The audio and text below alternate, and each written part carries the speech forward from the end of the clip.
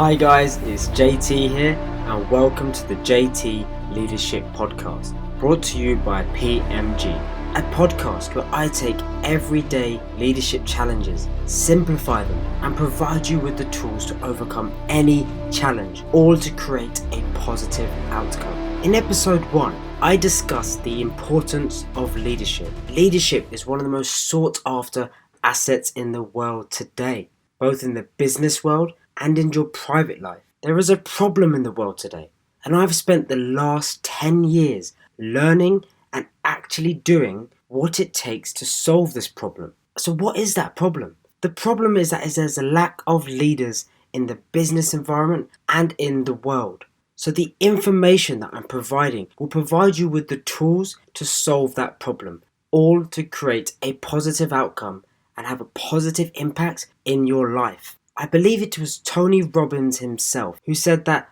leadership is one of the most sought after abilities in the world today. In episode 1, I discussed how there are too many managers and that the world needs more leaders. And the difference between a manager and a leader is behaviors. So in order to help and create more leaders, I've developed what's called a simplified version of leadership, the ARE model, a model which simplifies the behaviors that a leader needs to demonstrate to become a great leader.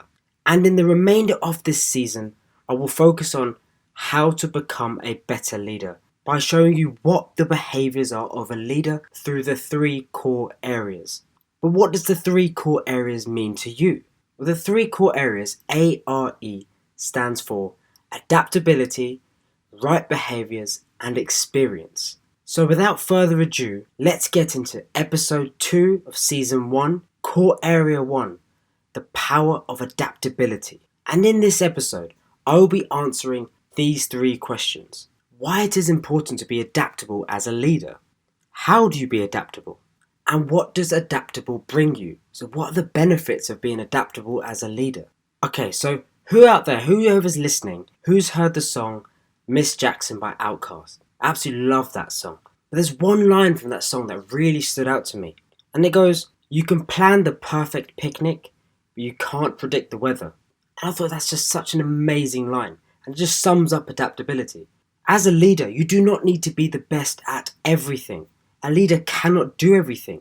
But what a leader can do is adapt to any situation and come out the other end winning. And when we're not adaptable, we become too rigid. We're too fixed and focused in our ways. We end up on a one track and never really changing. Adaptability allows us to, over time, course correct to be able to create a positive outcome, which ultimately leads to success. Okay, so it's often difficult to picture what does adaptability actually look like? How do we simplify this? So I used to do martial arts when I was a kid. I used to do kickboxing. And over the years, I learnt some things about what great kickboxers do. Now, I'm holding my hands up here. I was never great at kickboxing. I love the fitness side of it, but I wasn't really great with the technique side of things. But what it did teach me was adaptability. So let's take the example of a kickboxer. If it's more applicable to you, imagine a boxer. Now, what I want you to do is I want you to visualize. Now, if you're on a train or you're at home and you're listening to this or you're just walking around the house, stop, close your eyes and start to visualize. Now, if you're driving and listening to this, obviously don't close your eyes. I don't want you to crash. But just imagine this in your mind. Now visualize yourself and as the martial artist. You're the kickboxer, the boxer, whatever you want. You're in the ring and opposite you is your opponent. As a martial artist, you need to be able to listen, see and feel what is going on. Now I want you to imagine you're stood there rigid and fixed and your opponent takes a swing at you. What's going to happen? You're going to get hit and you're going to get hit hard. That's the same as in life. If we stay fixed and stuck in our ways, life is going to hit us hard and all we're going to do is find a way to blame something else, someone else. But we never look at ourselves, and that's what most people do. But what great leaders do is they adapt. And over the years, I'm watching great leaders as well as leading myself. I've narrowed down adaptability to 4 elements: listening, changing, reacting, and acting. Now, I want you to go back to the martial artist visualization. You're in the ring and your opponent is opposite you. You need to be able to listen to what's going on around you. Feel what the opponent is about to do, not just with your eyes, but your ears. What are they doing? Are they shifting their body? Is their coach shouting for them to do something? Are they making a step and a shift in their left leg? Are they going for the right swing? This is understanding what they are about to do and being open enough to realize that you need to do something. This is change. Being open and fluid enough so that when they throw their punch or their kick, you're ready to change. You're there, you're open and fluid, and you can react. Now you're thinking in your mind, what do I need to do to react? If they're going to throw the right hook, am I going to dodge it and counter? That would probably be the best solution. Now you have to act. Without action, you will get nowhere. What's the point in dodging the punch if you're not going to throw one back? And that goes for the same in life. If life throws a right hook at you, you dodge the right hook, but you don't do anything and you freeze. You're going to get hit again. And that is the difference between a person who is rigid and inflexible, just managing, against a leader who is open and fluid and seeing success by course correcting and being adaptable. Now, if you've got a pen and paper, or take a mental note of this if you're driving, write these 4 areas down. Listening, changing, reacting, and acting. That's the 4 elements of adaptability.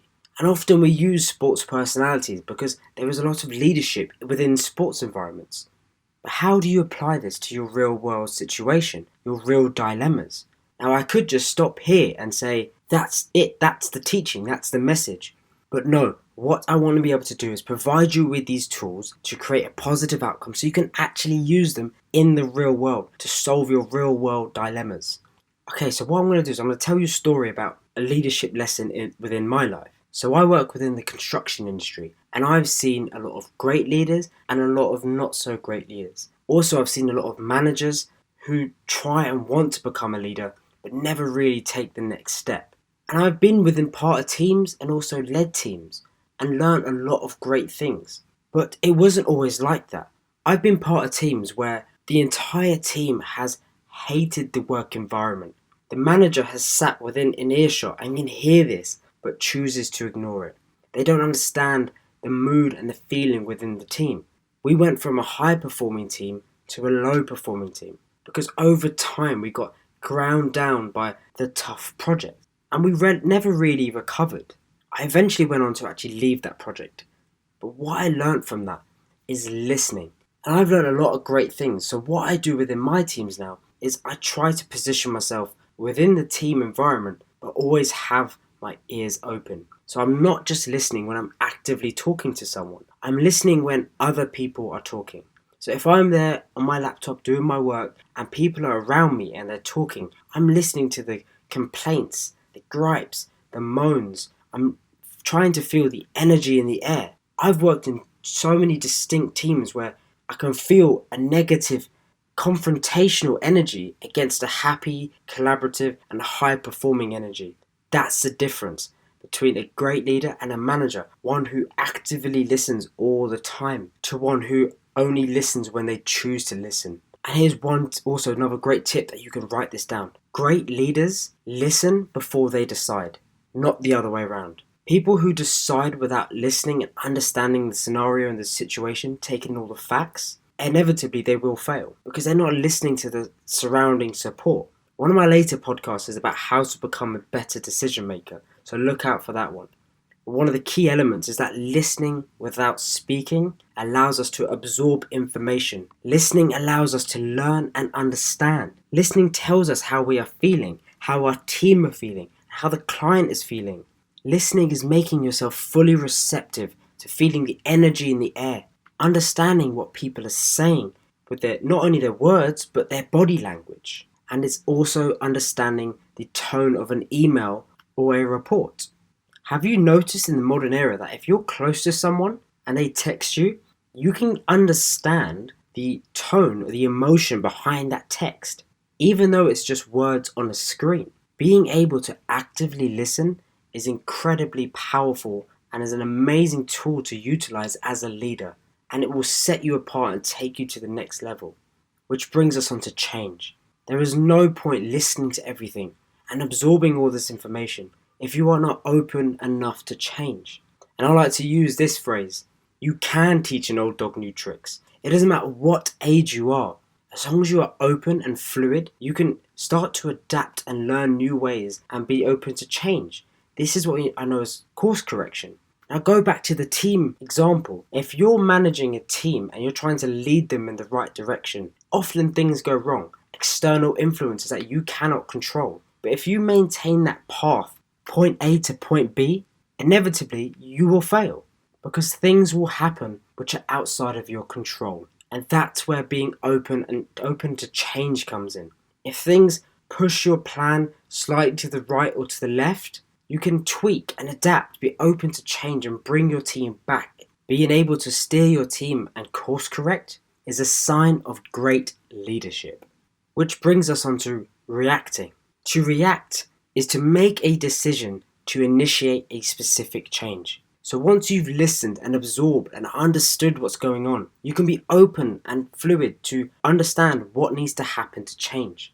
And now you need to react. You need to decide what you're going to do. So going back to the martial artist example, when the opponent throws the right hook, the martial artist is open and ready. They know what they're going to do because they've taken in everything around them. Bring that back to the team environment. If things are going wrong, you've heard from your team, you've drawn in on support, you're now course correcting. Okay, this is what we need to do. Now you decide. But here is something very important. Now you might want to take a note of this. A leader understands that they do not need to know everything, but they assess the situation and they make a decision to the best of their ability based on probability. So the podcast later in the season, where I talk about how to become a better decision maker, we will go through the elements that make up a great decision. But for now, I want you to just keep that in your mind. A decision is made to the best of your ability as a leader, and it's based on probability. Why? Because you cannot predict the future, but you can do your best. And the only way to do your best is to act. To act is as simple as it sounds. To act is to take action. One of the most common reasons people do not take action is due to the fear of the unknown. What happens on the other side of that action? Yes, I've prepared and I've done all this, I know what's going on, but what if I do it and something goes wrong? All these things go on in our mind and we start to catastrophize. We start to play on these things and we start to think, okay, if I do this, what goes wrong? And then what happens then if that goes wrong? Whilst this is all going on in our mind, we don't act. And we could miss the opportunity. An opportunity that could bring us huge success. And this is why I love the power of adaptability. We can listen, we can learn, we can be open to change. We can understand and decide what we're going to do, and then we can take the action, go forward and do it. And we may fail, but the cycle starts again. We need to understand, why did we fail? We listen. We listen to our partners, our employees, our clients. What went wrong? We then are open to change again. We react, we tweak and monitor. And then we act and we go again. We do this again and again and again, and this is how we overcome failure. This is how we see results. This is how we see success. Now I've got another little great tip for you, so you can write this down, take a mental note. Something that's really worked for me over the years. But before I tell you what that little tool is, I want to tell you a little story. So a good few years ago, and this is quite a while ago now, I lost out on a promotion. And after I received the bad news, I essentially started to sulk. I then went into my mind and started to catastrophize about why I'm terrible, but also started to blame myself. I started to think in my mind, am I not good enough? Am I not getting my voice out there? Am I cut out for this career? Will I achieve my goals and my plans? All these things were going on in my head. And then I got to a point where I had a conversation with my ex-manager, and he told me a few words. He essentially said to me, suck it up, be a man. Which, reflecting back, probably a terrible choice of words. But one of the things I learned was that I didn't fail. I didn't fail to meet someone's expectations. I didn't fail to meet my expectations. What I learned was what not to do and what to do. So from that point on, I started to change my language. Now here's the tool. Here's the learnt lesson and the message that I want you to take away. I eliminated the use of the word failure. I changed the word failure to experience. And then from that point on, and this is a good few years ago now, I've never used the word failure. Whenever something's gone wrong, I've course corrected. I've used it as experience. I listened to what went wrong. I was open, dynamic, and fluid. I then decided, what do I need to do? And then I did it. And constantly, since that day, I feel that my life, my relationships, my actual personality, the person who I am, my career has gone from strength to strength. And that is a tool that you can use. In one of the later episodes, I will be discussing how powerful language is and the difference it made in my life and the difference it can make in your life. Wow, so a lot of powerful stuff there, and I've kind of joined together questions 1 and 2. So let's just quickly recap what we've discussed. Okay, so question 1, why is it important to be adaptable as a leader?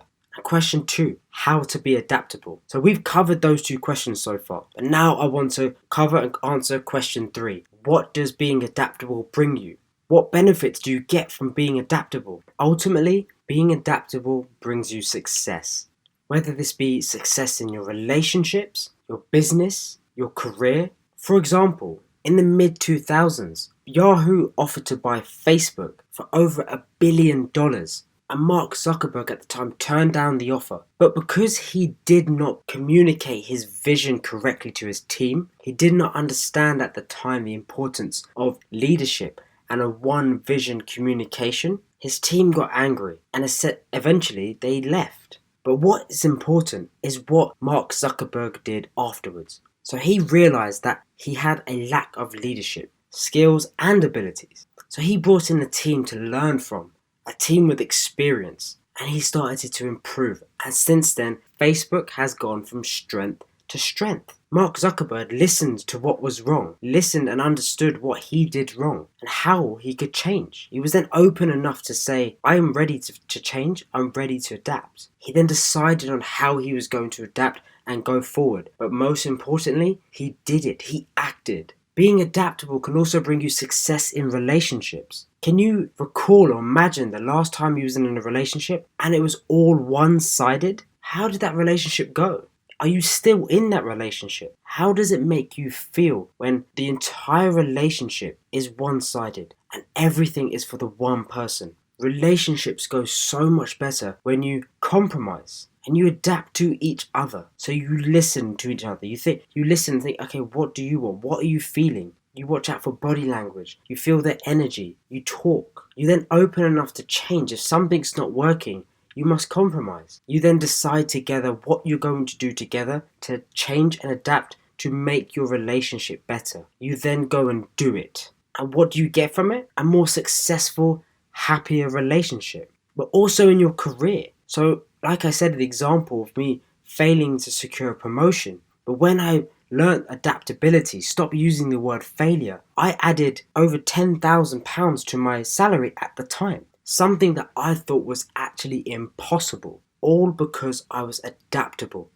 Wow, so that's absolutely powerful and incredible stuff that we've been talking about so far. So I just want to cover what I've discussed with you. So in summary, there are 3 core areas, simplified behaviors of a leader. 1 is adaptability, 2 right behaviors, and 3 experience. And that is the ARE model. And I will be going through this model throughout the season. Adaptability is the first part of that model because a leader knows that to be a true and great leader, they need to put themselves forward. They're willing to push themselves into uncharted territories, knowing that they don't have all the information, knowing that it may not be a success, but they're willing to adapt and move forward. They know that they are not the one and only person that can save a bad situation. They adapt to the scenario, lean on others, draw on information from others, empower the team, and put others on a pedestal, not themselves.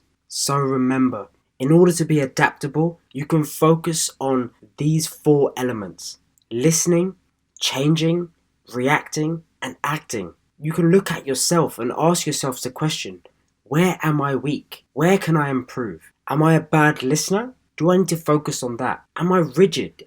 Am I inflexible? Do I need to push myself out there and try more things? I might be great at the doing, but I only do it in my way. I might need to open up myself up to other people and other information. Am I a bad decision maker? Do I need to learn and develop my reacting ability? These are all things that you can look at yourself and focus on, hone in what you actually need to improve on, and take it step by step. Remember the 4 elements: listening, changing, reacting, and acting, and the reason why you do it. And the ultimate power of adaptability is to bring you success, happiness, and create a positive outcome. Wow, so that brings us to the end of the episode, and I know that these tools will be able to make a positive impact in your life. I feel privileged that you have given me your time to listen to episode 2 of the JT Leadership Podcast, the Power of Adaptability. I hope the tools that I have shared with you give you value and make a difference in your life, and I definitely look forward to speaking to you soon in episode 3, the Power of Communication. Thank you very much for listening. This is JT signing out.